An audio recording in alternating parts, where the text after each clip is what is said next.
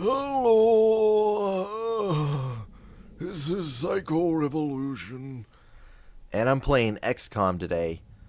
I'm freaking excited as hell. I've been playing this game ever since it came out.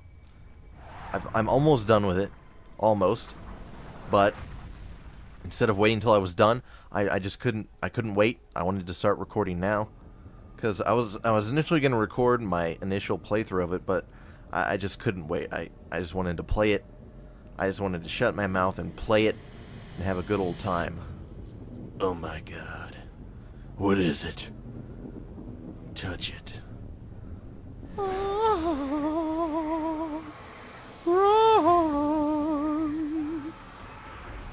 So, my first playthrough, I've been playing on normal.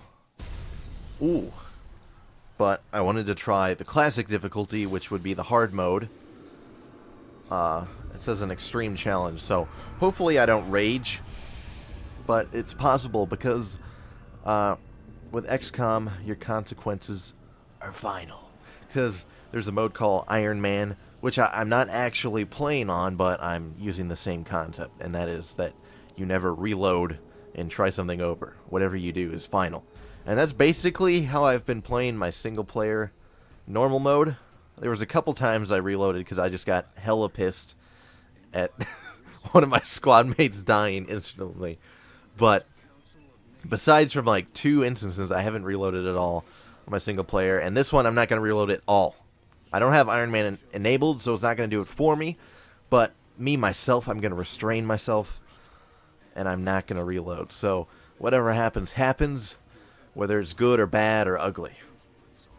So, if you don't know what XCOM is, it was initially a game in like 1994. I never played it.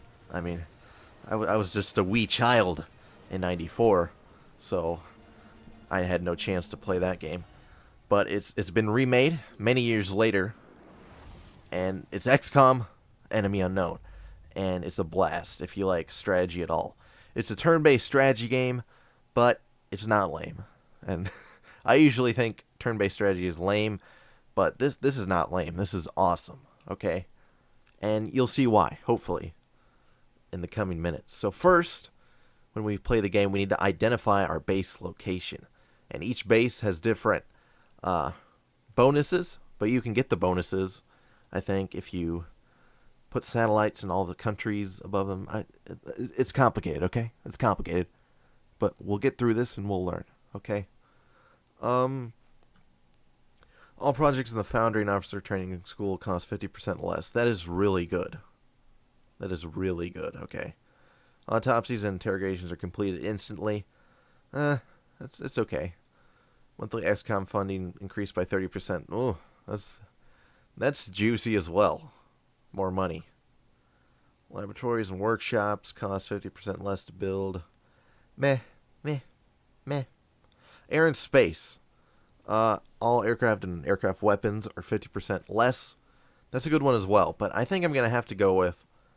Asia, because building your squad, the Foundry, that's where you can get a lot of your weapons. Officer training, that's gonna boost some things in your squad. That's really, really important.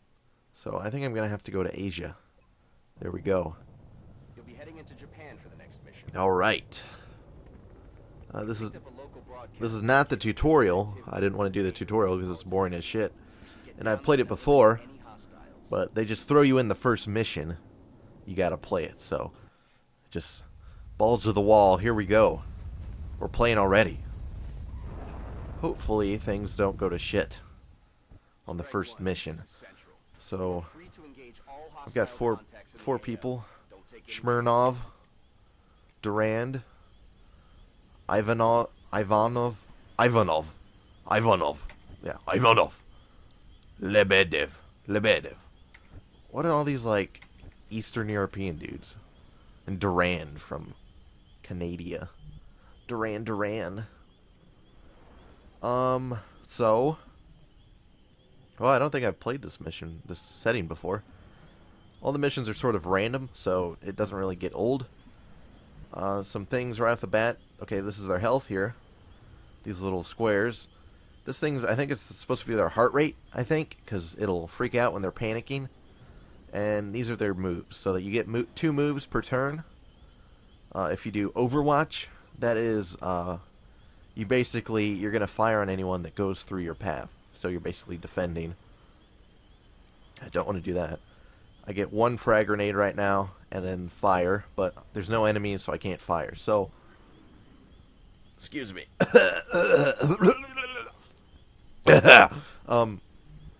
So this is the path that I can move in 1 turn. I can go out to this yellow line, and it will use up both of my turns. So that's called dashing. So you usually don't want to dash unless you know that someplace is safe. So I'm just going to move up safely right up to this car here.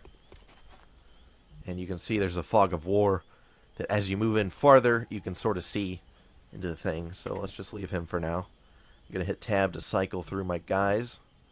Here's a good spot. You can look into the graveyard there. Enemies.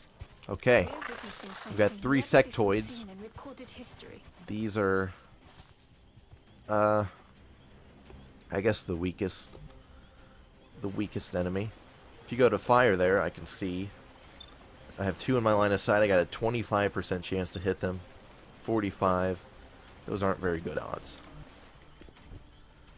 So let's move up more. Okay, let me go over this. The shield is how much cover they're in. They're in half cover. So half the shield's covered. Red means they are behind cover. If it was yellow, it means that they were open. Like if I had flanked them, if I had a guy over here, he'd have a clear shot, so it'd be yellow, signifying that he has no cover bonus. This guy's behind full cover because it's full shield, so he's gonna have a lower chance of being hit because he's in the full cover. So let's move him to full cover. He'll get some shots. Let's see if my frag grenade can reach. No, it cannot. Not at all. Wait, was that even the right guy? Nope. Okay. Did that guy have to dash? Oh, fuck. Yeah. I made that guy dash. You can move up there. And you still don't have a shot. So cool. We're going to put them on Overwatch. I'm not going to risk taking that shot. It's just going to be a waste of ammo because this is your gun here. It'll slowly unfill with color to signify your ammo, and then you'll have to reload. And when you reload, it's just as if you shot, so it ends your turn. So you never want to be caught without ammo. Okay, he's going to Overwatch. He's going to fire on this dude, and he's going to miss, thankfully. What's this guy going to do? I'm guessing he's going to fire. He's going to fire on him, too. Missed again, and then you can see there, environments are almost completely destructible. So now suddenly these guys don't have cover. So that is not cool. And this guy's on Overwatch. So this might end badly.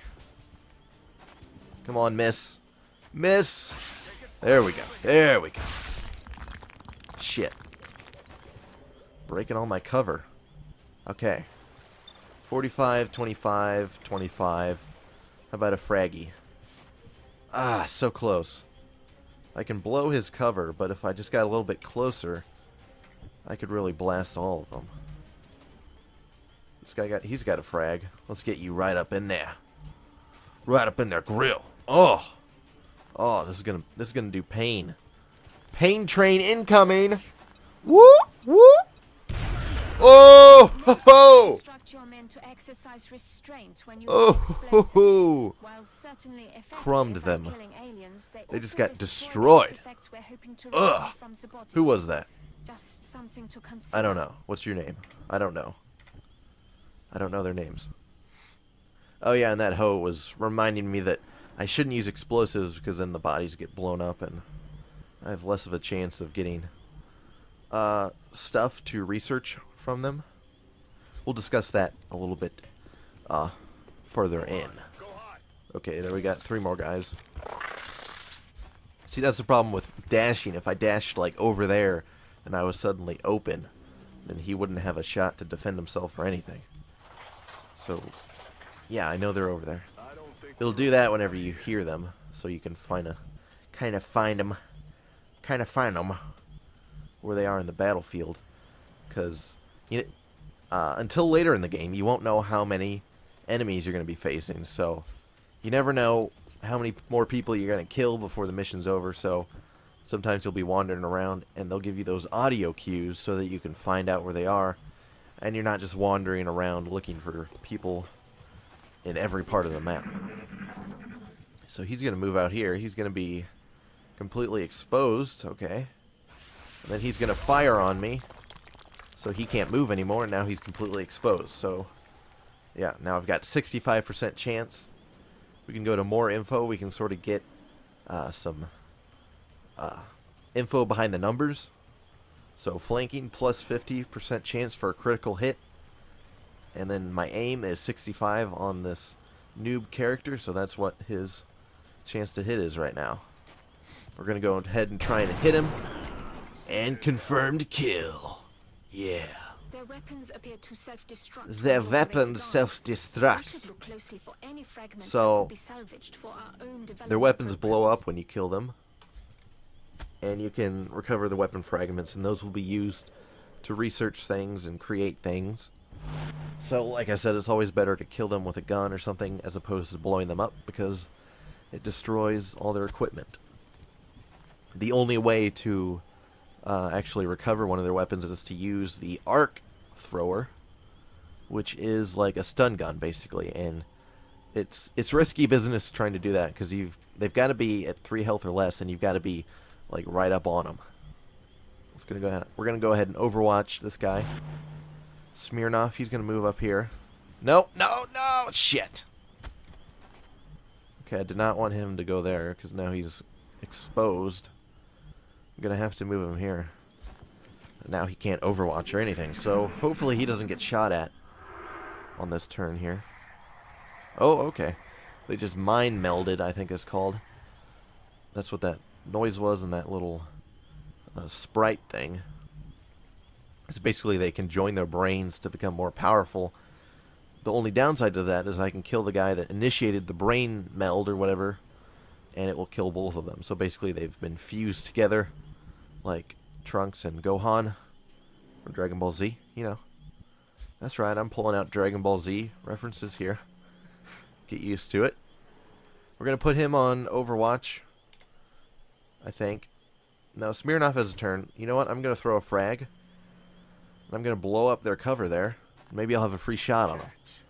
Because hopefully they're hiding behind that stuff. Killed one of them. Nope, he's farther over there. Oh, God. Okay. I killed 2 of them. Oh. Okay, I killed all of them. Glorious. Glorious victory. So I guess I blew up the one guy and killed the guy that did the mind meld, so then it killed the other guy that was out of the explosion. So, good work, team. We got 6 aliens killed. No operatives lost. Excellent, excellent. Muy bueno. So we're gonna head back to mission control and see what's going on. See what's for dinner. I love that little alien head. It seems sort of overly ironic to put on a ship.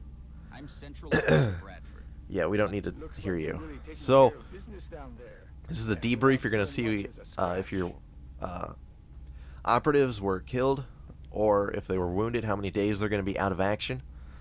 And if you need to promote something, you can do it here. So these guys, they start off with no class, and then once they get ranked up once, they'll be assigned a class. You don't have control over that. So this one's been given a heavy, so that's basically LMG and rocket guy. This guy's been given assault.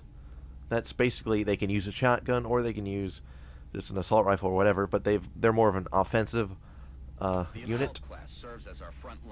So their first option, or not first option, their ability that you're forced to get is run and gun, which allows you, it's a special, special power, I guess, I don't know, a special ability where you click that and they're allowed to dash and then fire as well in the same turn. So you get that one, then these you get to choose, and then once you're a major, it's chosen for you, and then colonel you get to choose again. So you basically get to customize your soldiers, your operatives, And that leads to a lot of the addicting nature of the game, because your operatives, you can customize them, make them names, customize their armor, give them loadouts and everything, and rank them up, and then if they get killed in action, they're done. They're gone forever. So you get really attached. I get really attached to my squad, so there may be some emotional loss when some of them are killed once they get used to them. So the heavy guy, his first ability is a rocket fire. Basically fires a rocket that does 6 damage to an area, and he can't move before firing. So that has to be his first action of his turn and his only action of his turn. So, after the debrief of the soldiers, we get to see what we recovered. I recovered 6 sex toy corpses and 4 weapon fragments, so not very much. But then the good part's here, we get new research. So in our laboratory we can research xenobiology, some weapon fragments and alien materials. Basically, we're going to research and learn about the aliens, because they're aliens and we know nothing about them. So in order to fight them, we're going to need to learn some things about them. So here we are at the mission control screen. I can't talk. We're at the mission control screen, and I'll go over this and we'll continue on in the next episode, but I think this has been enough for episode 1. I want to thank you for watching. I want to highly recommend XCOM, and as always, I guess, stay sexy.